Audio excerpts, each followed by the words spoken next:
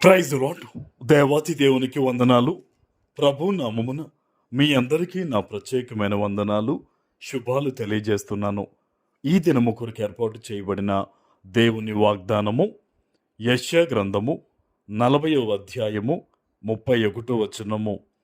యెహోవా కొరకు ఎదురు చూచువారు నూతన బలము పొందుదురు, వారు పక్షిరాజు వలె రెక్కలు చాపి పైకి ఎగురుదురు, అలయక పరిగెత్తుదురు, సొమ్మసిల్లక నడిచిపోవుదురు. దేవుని నామానికి మహిమ కలుగునుగాక. ఈ ఉదయకాల సమయంలో సర్వ సృష్టికర్త అయిన నీ తండ్రి నిన్ను ఆశీర్వదించి గొప్ప వాగ్దానాన్ని నీకు అందిస్తూ ఉన్నారు. హల్లెలూయా. దేవుణ్ణి నమ్ముకున్న నీ జీవితంలో ప్రభువు నూతనమైన బలాన్ని నీకు అందించబోతూ ఉన్నారు. ఆమెన్. బహుశా కొంతమంది ఈరోజు ఈ వాక్యం వినేవారిలో వారు అనుకుంటారు, నా శక్తి తక్కువ ఉంది, నాకు బలము తక్కువ ఉంది, నేను ఈ అప్పుల్ని జయించలేను, ఈ కష్టాలకి నేను ఎదురాడి పోరాడలేను, ఈ అవసరతలు నా కుటుంబానికి సైతం నేను తీర్చుకోలేను, నా జీవితం ఇంతేనేమో, నా పరిస్థితులు ఇంతేనేమో అని కొంతమంది బలహీన పడిపోతున్న పరిస్థితుల్లో ఉన్నారేమో. ఈరోజు నీతో నీ దేవుడు మాట్లాడుతున్నారు. ఎంత గొప్ప వాగ్దానం దేవుడు ఇస్తున్నాడంటే చూడండి, ఆయన కొరకు ఎదురు చూసేవారట నూతన బలాన్ని పొందుకుంటారట. ఆమెన్. హల్లెలూయా. పరిశుద్ధాత్మ దేవుడు ఈరోజు నీకు సహాయం చేయబోతున్నారు.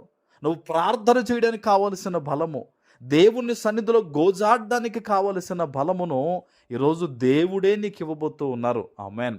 నువ్వు భయపడొద్దు. నువ్వు బలహీనుడివి, బలహీనురాలువి కాదు. నీ ముందు నీకున్న ఇబ్బందులు ఒక ఉన్నతంగా కనిపిస్తున్నాయేమో. ఎప్పుడు అలా కనిపిస్తాయి తెలుసా? నువ్వు దేవుని మీద ఆధారపడడం తక్కువైపోయినప్పుడే ఈ లోకంలో ఉన్న సమస్యలు నీకు పెద్దగా కనిపిస్తాయి.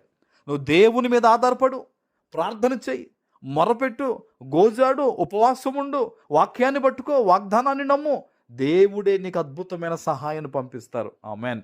నూతనమైన బలాన్ని ప్రభునికి ఇవ్వబోతున్నారు. ఎలాంటిదట? వారు పక్షిరాజు వలె రెక్కలు చాపి పైకి ఎగురుదురు. పక్షి చూడండి పైకి ఎగురుతుంది. నీ జీవితంలో కూడా ఈ శోధనలన్నిటి మీద కూడా ప్రభు నిన్ను ఉన్నతమైన స్థానానికి నడిపించబోతూ ఉన్నారు. ఆమెన్. ఇది ఎవరి వల్ల జరుగుద్ది?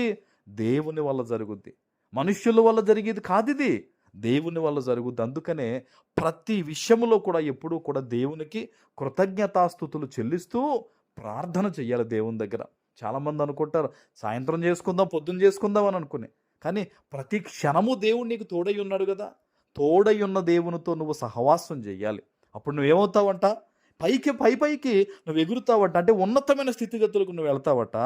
వారు అలయక పరుగెత్తుదురు, సొమ్మసిల్లక నడిచిపోతారు. ఇంకా నీ జీవిత ప్రయాణంలో అలుపుండదు. నువ్వు ముందుకు కొనసాగుతూనే ఉంటావు.